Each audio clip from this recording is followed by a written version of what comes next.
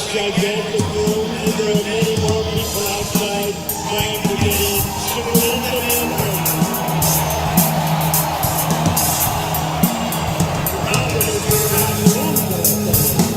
Thousands of people outside. There is something going on. There's electricity like people have not seen since a 2016 November.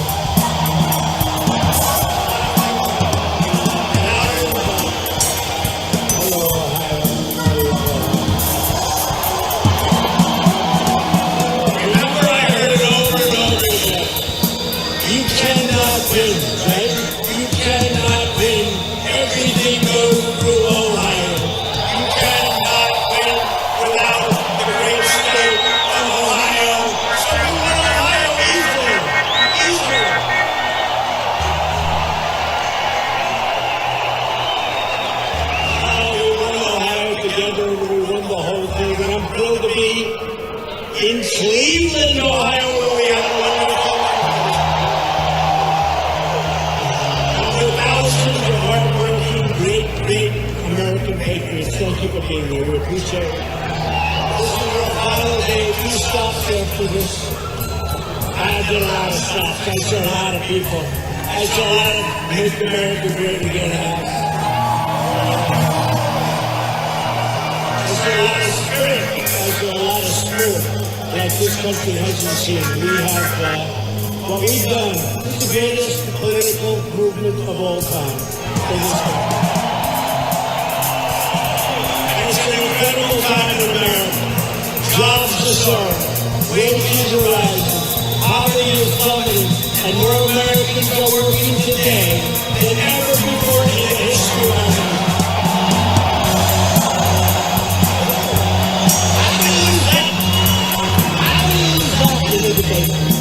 More people are working today than ever before. Somehow, whenever they do put their far left candidate, I think they're going to do okay.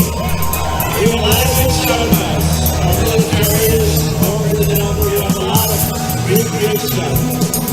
Tomorrow, the people of Ohio are going to elect Mike DeWine and a Republican Congress to keep American economic boom surging full speed ahead. Mike DeWine, boy, he is adding his bid. And I know his opponent is a disaster. I'm the point.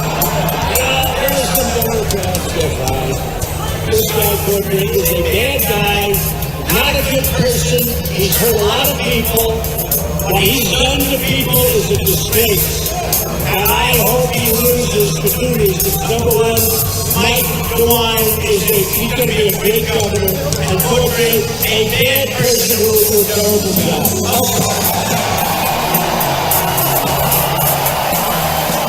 Now that I have that out of my system, let's go. He's a bad person. Republicans actually essentially fired him. I know a lot about it. Republicans have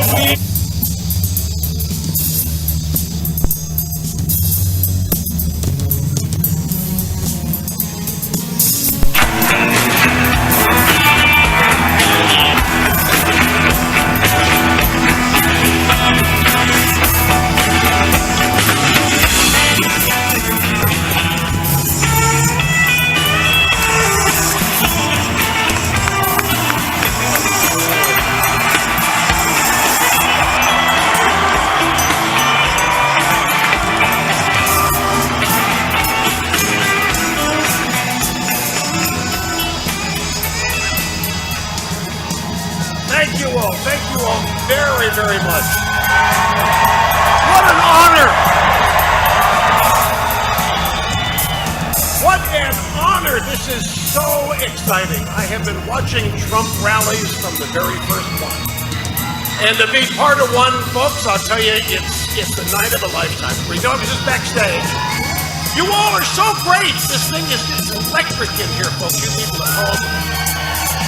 It's unreal.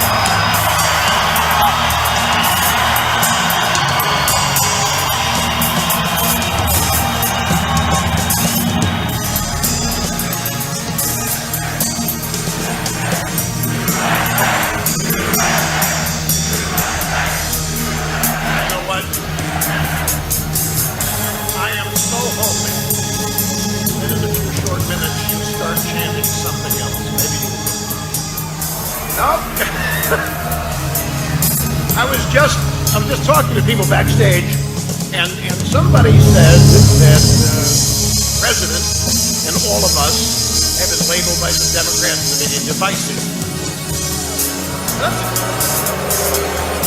Divisive? The Democrats haven't even accepted they lost the election in 2016. That's what this is all about. It's serious stuff. All of this. I mean, for crying out loud, folks, you look at what happened the last 2 years. For 2 years ago, year and a half, every day, every newspaper, New York Times, Washington Post, anonymous intelligence sources, confirming that Trump colluded with Putin to steal the election. There's no evidence for it. Zero, nothing. It didn't happen. It was made up. Hillary Clinton colluded with Russia. Hillary Clinton rigged that election.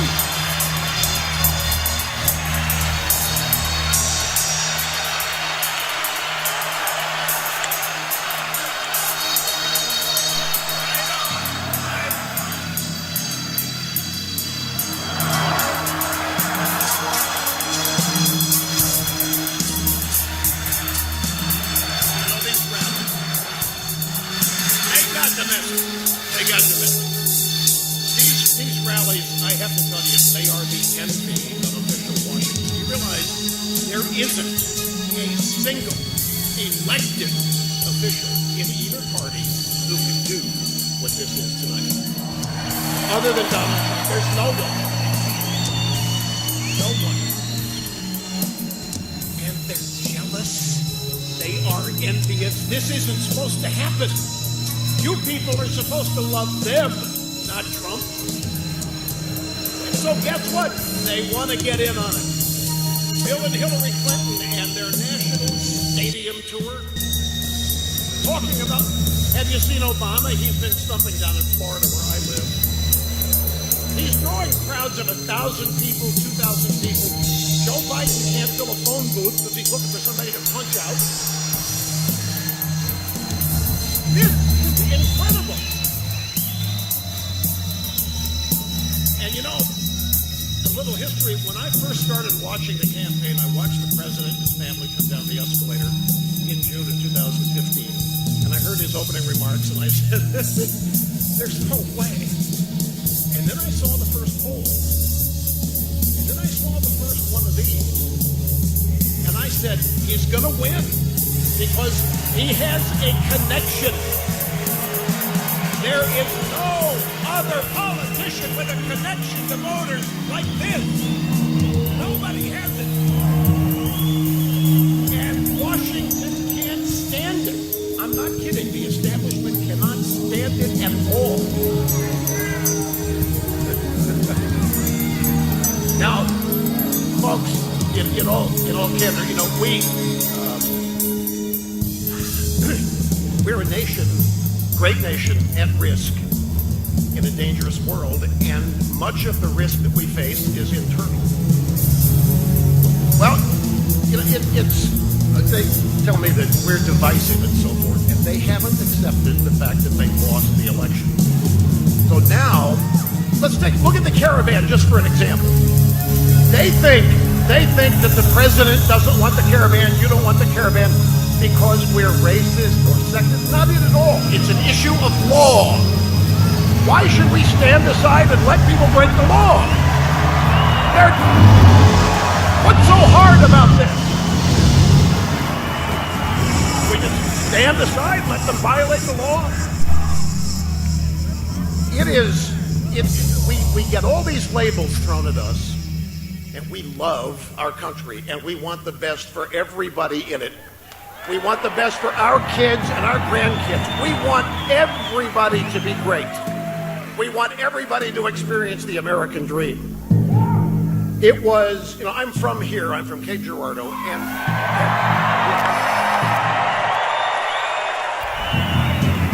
it was. Now, don't take this wrong. 50 years ago was the first time I was 16. First time I was told that I wasn't good enough to succeed in radio. Now, don't misunderstand. We're all told this. We all know how to fail. We don't need to go to the library to find books on how to fail because we all know how to do it.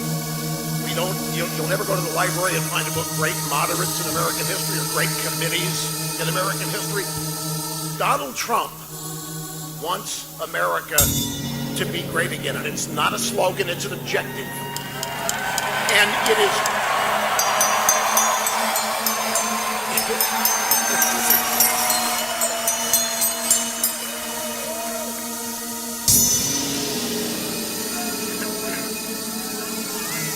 I love you all too. This crowd is just. I asked the president if I could speak for 30 minutes, and I've got a 10-minute limit here. He said no. He can't wait to come out and talk to you. But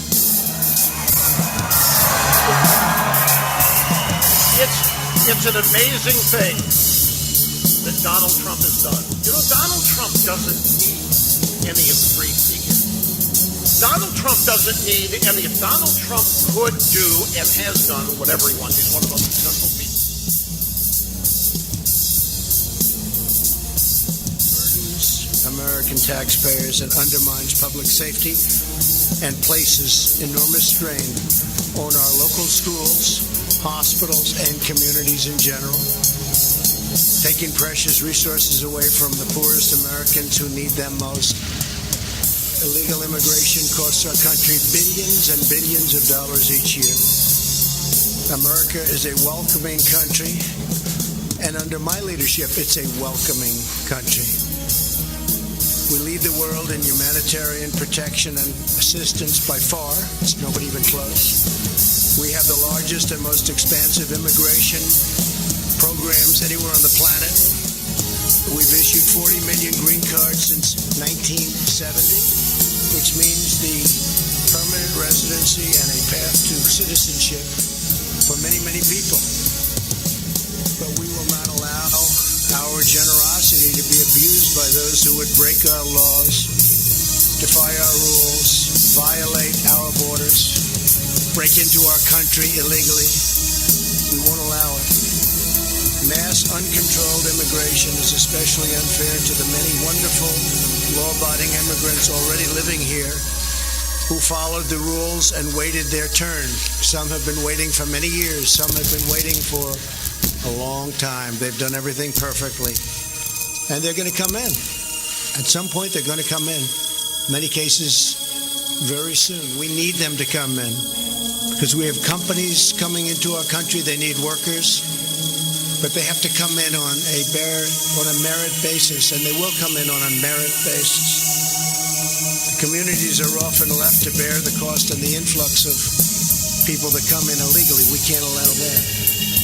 There's a limit to how many people a nation can responsibly absorb into their societies. Every day, above and beyond our existing lawful admission programs, roughly 1,500 to 2,000 people try crossing our borders illegally. We do a very good job considering the laws are so bad. They're not archaic. They're incompetent. It's not that they're old. They're just bad. And we can't get any Democrat votes to change them. It's only the Republicans that are in unison. They want to change them. They want to make strong borders. Want to get rid of any crime because of the borders, of which there's a lot. And we've done a great job with the laws that we have. We're moving in tremendous numbers of people to get out the MS-13 gangs and other gangs that illegally come into our country. And we're getting them out by the thousands. But this is a perilous situation, and it threatens to become even more hazardous as our economy gets better and better. A lot of the cause of this problem is the fact that we right now have the hottest economy anywhere in the world. It's doing better than any economy in the world. Jobs, unemployment, you look at any number. Right now we have more workers than any time in the history of our country. We have more people working, which is a tremendous statement. More people working than at any time in the history of our country. And people want to come in, and in some cases they want to take advantage of that.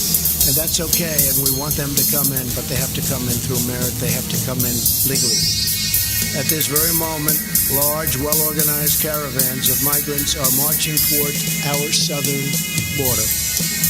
Some people call it an invasion. It's like an invasion. They have violently overrun the Mexican border. You saw that 2 days ago. These are tough people in many cases. A lot of young men, strong men, and a lot of men that maybe we don't want in our country. But again, we'll find that out through the legal process. But they've overrun the Mexican police, and they've overrun and hurt badly Mexican soldiers. So this isn't an innocent group of people. There's a large number of people that are tough.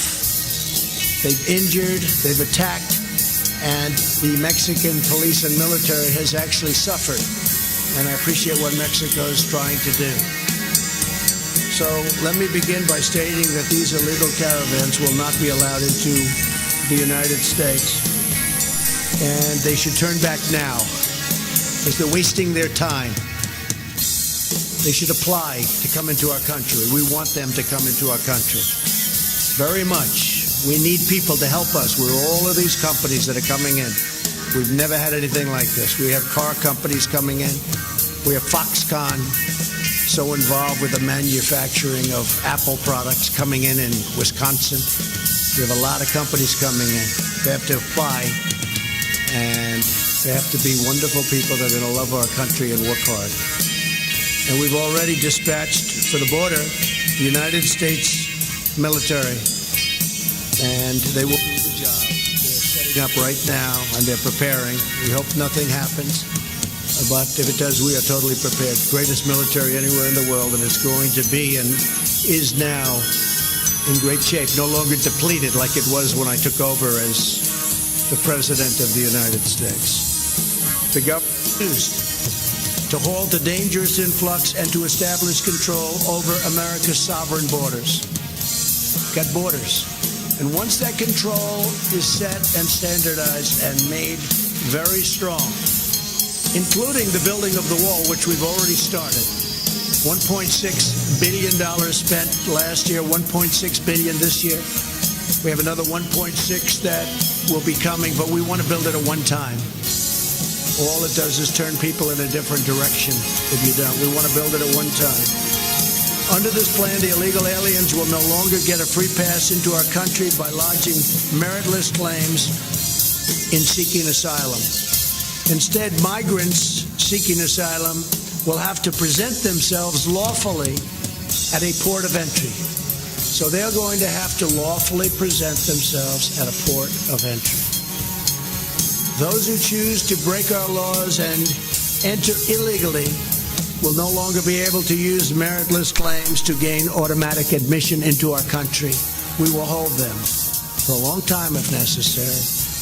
The only long-term solution to the crisis and the only way to ensure the endurance of our nation as a sovereign country is for Congress to overcome open borders obstruction. That's exactly what it is. It's open borders obstruction. No votes. You can come up with the greatest border plan, the greatest immigration plan. You won't get one vote from a Democrat. They have terrible policy. In many cases, they're terrible politicians. But the one thing I give them great credit for, they vote as a bloc. They stick together. And we will end catch and release. We're not releasing any longer. We also must finish the job that we started by being strong at the border. When we're strong at the border, people will turn away and they won't bother. You will see it a year from now, or in certainly a period of time from now, despite our very good economy, which some of them come for that. I can't blame them for that. You have to do it legally. But you will see that the numbers of people trying to get in will be greatly reduced. But that can only happen if we're strong at the border. And the southern border is a big problem, and it's a tremendous problem for drugs pouring in and destroying our youth and really destroying the fabric of our country.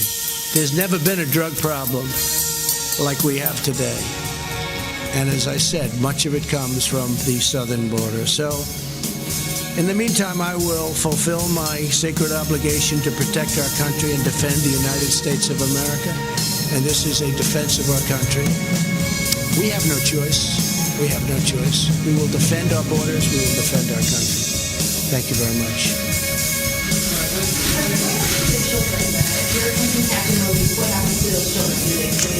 We're working on a system where they stay together, but I will say that by doing that, tremendous numbers, under the Obama plan, you could separate children. They never did anything about that. Nobody talks about that.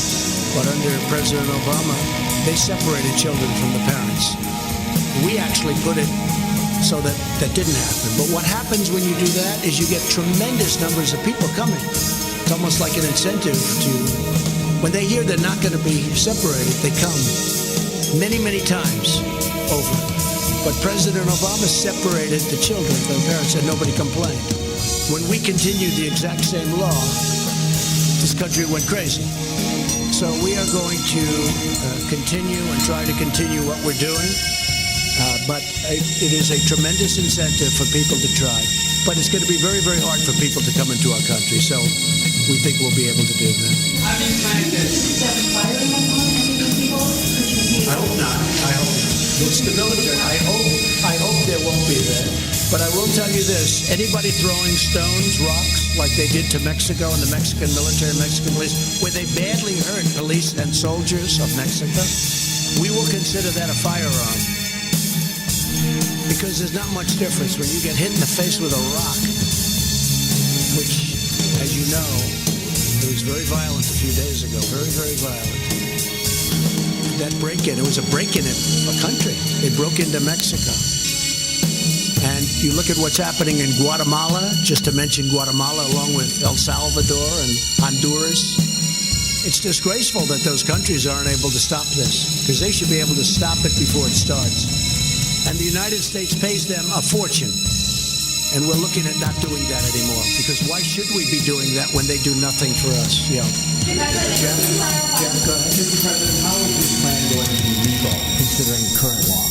Oh, this is totally legal. No, this is legal. We're stopping people at the border. This is an invasion, and nobody's even questioning that. In terms of your plans to change asylum, are you going to do this via executive order? You don't have to release. You can hold. The problem is, to hold people, you need massive facilities. It's the most ridiculous thing I've ever heard.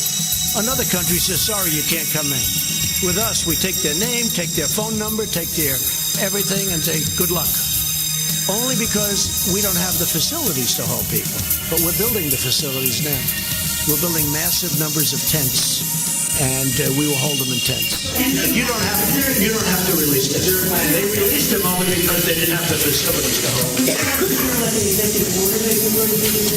We will be doing an executive order sometime next week, yes.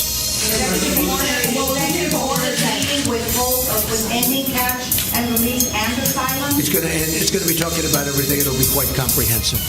Many of the things we've talked about. Mr. President, so you're just to clarify, you are speaking of in the tents, these family units that would arrive of the children. Also. But what happened is we are holding so many facilities, so many people that our facilities are being overrun. They're being overrun. And we are putting up temporary facilities. Eventually people won't be coming here anymore when they realize they can't get through. All the children in those tents with their parents. Holding the family and the children together. Remember this, President Obama separated children from families. And all I did was take the same law, and then I softened the law. But by softening the law, many people come up that would not have come up if there was separation. But you're saying that you want... What do you say to the critics who think this is a political thing for the midterm? There's nothing political about a caravan of thousands of people and now others pouring up into our country. We have no idea who they are. All we know is they're pretty tough people when they can blast through the Mexican military and Mexican police. They're pretty tough people. Even Mexico said, wow, these are tough people. I don't want them in our country. And women don't want them in our country. Women want security. Men don't want them in our country, but the women do not want them. Women want security. You look at what the women are looking for. They want to have security. They don't want to have these people in our country. And they're not going to be in our country. It's a very big thing. Yes. Brian, when you talk about finalizing a plan to end asylum, is this a plan that will be included in that executive order? People are going to have a chance to go for asylum. But if you look at the records, not very many people are allowed to stay once they go to court. But what happens is they were using asylum. First of all, they were told what to say by lawyers and others. Read this statement. You read the statement, and now you're seeking asylum. The whole thing is ridiculous. And we won't put up with it. President Trump, U.S. law and international law says that people who have valid claims have a right to seek asylum. So why would be? Well, they're going to go to court. They're going to go to court, as crazy as it sounds. They're going to go, excuse me, ready? They're going to go to court. And a judge is going to determine. But usually when they go to court, they're deported. It just seems that most of the people are deported once they go. The problem is they never end up going to court because when they come in, they're told to come back in a year for a court case, and they disappear into the United States, never to be seen again. But we're going to be, and they're given deportation notices. We will be deporting those people. But we have to put a changing law, We will consider that the maximum that we can consider that because they're throwing rocks viciously and violently. You saw that 3 days ago. Really hurting the military. We're not going to put up with that. They want to throw rocks at our military fights back. We're going to consider it. I told them, consider it a rifle. When they throw rocks like they did at the Mexico military and police, I say, consider it a rifle. Jeff? Separate topic, sir. Did you offer Heather Nauer the job or you on back? No, she's under very serious consideration. She's excellent. She's been with us a long time. She's been a supporter for a long time, and she's really excellent. So she's under very serious. We'll probably make a decision next week. We have a lot of people that want the job, and there are a lot of really great people, but we'll be talking about that next week. Did you see Oprah Winfrey's comments today? I didn't. What did she say? She was campaigning in Georgia at the same time that Vice President Pence was. At the same time as well? Excuse me, at the same time the Vice President Pence was encouraging people to vote. Well, that's okay. Look, I was on Oprah's last week of her show. Oprah liked me very much. I've always liked Oprah. You know, Oprah's good, but the woman that she's supporting is not qualified to be the governor of Georgia by any stretch of the imagination. And I'll be in Georgia the next few days, and we have a tremendous, around Macon, we have a tremendous crowd already. Nobody has a crowd like we have because people want to see a great governor of Georgia. And I think Brian's going to be a great governor of Georgia. I think he'll be a fantastic governor. He's totally qualified. She is not qualified to be the governor of Georgia. Not qualified. And Georgia's a great state. It's a great, great state. Take a look at her past. Take a look at her history. Take a look at what she wants to do and what she has in mind for the state. That state will be in big, big trouble very quickly. And the people of Georgia don't want that. Question? An update on the election integrity. Can you say for a fact that I just met with the FBI, with Chris, and the Justice Department, and with Secretary Nielsen, and they've spent a lot of time and effort and some money on making sure that everything with respect to the election coming up in 5 days is going to be perfect and safe. There will be hopefully no meddling, no tampering, no nothing. And we spent a lot. Now, President Obama had the chance to do that in September before 16, but he chose not to do that because he thought Hillary Clinton was going to win. And while everybody agrees it didn't affect the vote at all, nevertheless, he could have done things that probably would have made it a little more obvious, a little clearer. But he was told by the FBI in September before the election in 16 about potential meddling or potential Russian meddling, and he did nothing about it. He didn't do that because he thought that Hillary Clinton would win. All right, one more. are you optimistic that you can have election winning resolution to allow them to set up Homeland Secretary on day? Do you think we're going to go even if the Democrats take that? I think we're going to do very well in the election. I must tell you. If you look at the races, if you look at the Senate, which is very important, obviously. I'm leaving today. I'll be in Missouri, and I'll be touching down at a number of places over the next 5 days. But I think we're doing very well in the Senate, And I think we're doing very well.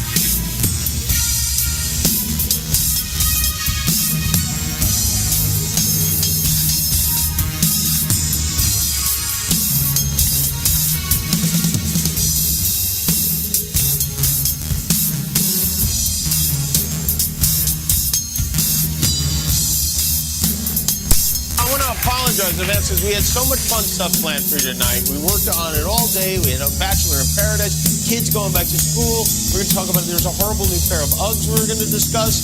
I even thought, hey, maybe we won't talk about Donald Trump much tonight.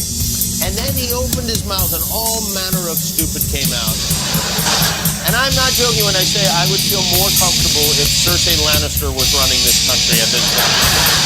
This press conference today, I don't know if you saw this. I know a lot of you are here on vacation. It started, it was supposed to be a press conference about infrastructure, and it ended with our president making an angry and passionate defense of white supremacists. It was like if your book club meeting turned into a cockfight. It really was remarkable.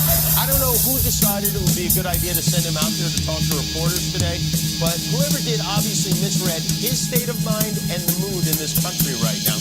The president, I feel like I can say this with reasonable certainty, the president is completely unhinged. The wheels are off the wagon and hurtling towards the moon right now. I have some clips to show you, and before I do, I want to say, clips are one thing, you know, they're edited down, we choose them for content, but get a chance, go online and watch the whole press conference from beginning to end. It's astonishing. The only thing I can compare it to is, remember when Mike Tyson bit Evander Holyfield's ear off? And then he bit his other ear off? This was the presidential equivalent of that. Trump wasn't even scheduled to take questions today. He was supposed to give a brief update on an executive order he signed to boost infrastructure, but reporters wanted to ask about his weak response to what happened in Charlottesville, and things went infrastructure nuts from there. Honestly, if the press were not fake, and if it was honest, the press would have said what I said was very nice. But unlike you and unlike you and unlike the media, before I make a statement, I like to know the facts. That's right. He's very careful about that. Like the fact that Ted Cruz's father killed JFK and Obama was born in Kenya. He's a stickler for the facts. Okay, so when they got to his statement about putting the blame for the murder and the hate crimes in Charlottesville on many sides, not just the Nazis and Klan members, a statement he tried to soften yesterday by specifically denouncing those groups. Not only did he go back to his original statement, he doubled.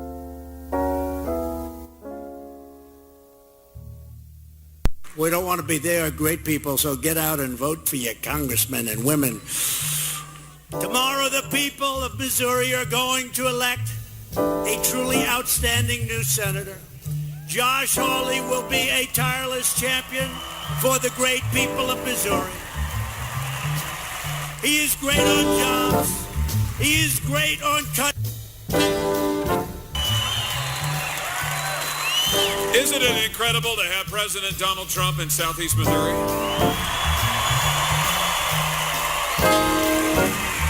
You know, Senator Claire McCaskill said that she could give up a few votes in the Blue Hills. You hear that? I bet she regrets it now.